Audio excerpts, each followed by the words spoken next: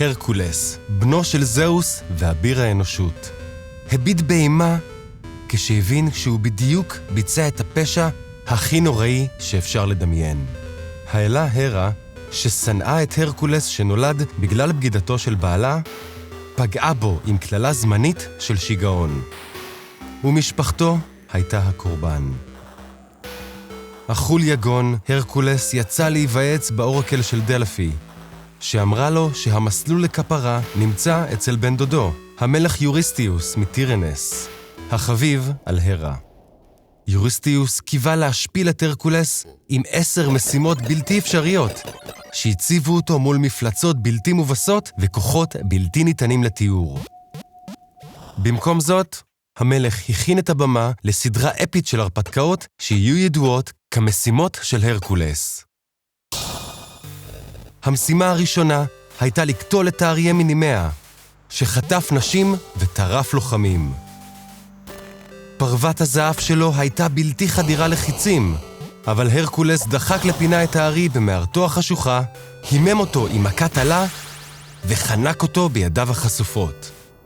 הוא לא מצא כלי חד מספיק כדי להסיר את אור החיה, עד שהאלה אתינה הציעה להשתמש באחד מתפריו.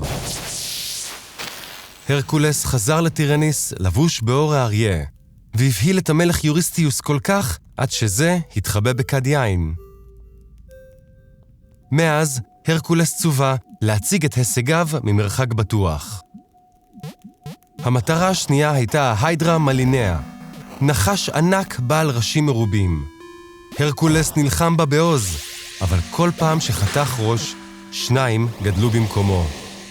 הקרב היה חסר סיכוי, עד שאחיינו איולאוס חשב לחרוך את הצווארים עם אש, מה שימנע מהראשים לגדול. שאריות הנחש המת הפכו לקבוצת הכוכבים היידרה.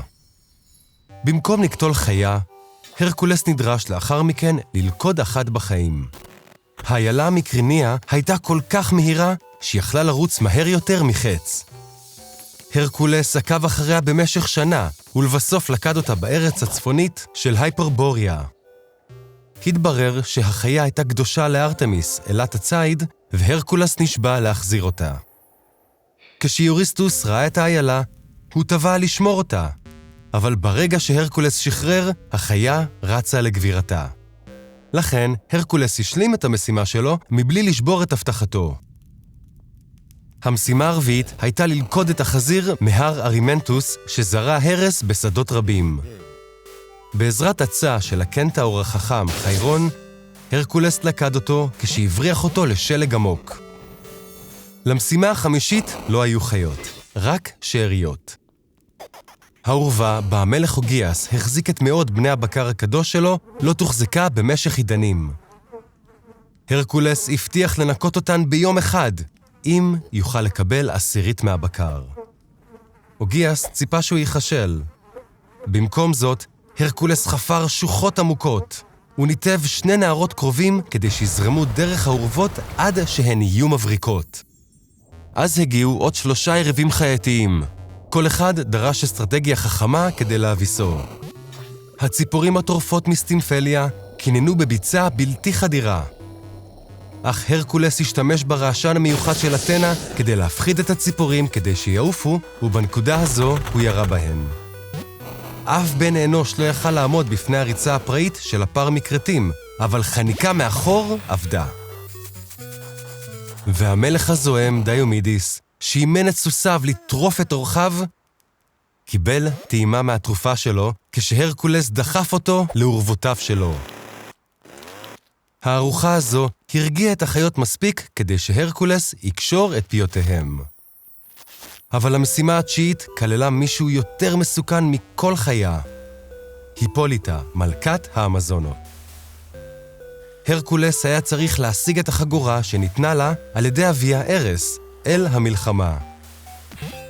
הוא הפליג לארץ האמזונות תמיסקירה, מוכן לקרב, אבל המלכה כל כך התרשמה מהגיבור ומעלליו שהיא נתנה לו את החגורה ברצון. למשימה העשירית, הרקולס היה צריך לגנוב עדר של פרות אדומות קסומות מגיריון, ענק עם 3 ראשים ו3 גופים. בדרך, הרקולס כל כך התרגז מהחום במדבר הלובי, שהוא ירה חץ לשמש. אל השמש, אליוס, העריך את כוחו של הגיבור, והלווה לו את מרכבתו למסע לאי ארית'יה. שם, הרקולס נלחם ברועה של גריון ובכלבו בעל שני הראשים, לפני שהרג את הענק עצמו. זה היה צריך להיות הסוף, אבל יוריסתיוס הודיע ששתי משימות לא נחשבו. ההיידרה, בגלל שאיולאוס עזר להרקולס להרוג אותה, והאורוות בגלל שקיבל שכר. וכך, הגיבור יצא למשימה ה-11 שלו, להשיג תפוחי זהב מהגן של הנימפות האספרידות. הרקולס התחיל בלכידת האיש הזקן של הים, והחזיק באל המים ששינה את צורתו עד שגילה לו את מיקום הגן. ברגע שהיה שם, הגיבור מצא את הטייטן אטלס שהחזיק את השמיים. הרקולס הציע לקחת את מקומו אם אטלס יביא את התפוחים. אטלס הסכים ברצון, אבל הרקולס רימה אותו להחליף מקומות שוב, וברח עם התפוחים בידיו. המשימה ה-12 והאחרונה הייתה להביא חזרה את סרברוס, הכלב בעל 3 הראשים ששמר על העולם התחתון. בעזרת הרמס ואתינה, הרקולס ירד כדי לפגוש את היידיס עצמו. אל המתים אפשר להרקולס לקחת את החיה, אם יוכל לעשות זאת בלי נשק, מה שהשיג על ידי תפיסת כל 3 הראשים יחד. כשהציג את הכלב לפני יוריסתיוס המפוחד, המלך הכריז לבסוף ששירותיו של הגיבור הסתיימו. אחרי 12 שנים של משימות, הרקולס חיפר על המיתות הטרגיות של משפחתו, וזכה במקום בפנתיאון השמימי.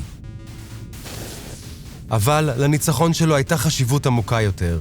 בהתגברות על הכוחות הכאוטיים והמפלצתיים של העולם, הגיבור תיעטה את השאריות מעידן הטיטנים הקדום, ועיצב אותו מחדש לכזה שבו האנושות תוכל לשגשג. דרך משימותיו, הרקולס אילף את השיגעון בעולם, על ידי חיפור על שלו. אם למדתם משהו מהסרטון הזה, שתפו אותו עם מישהו. הסקרנות מדבקת.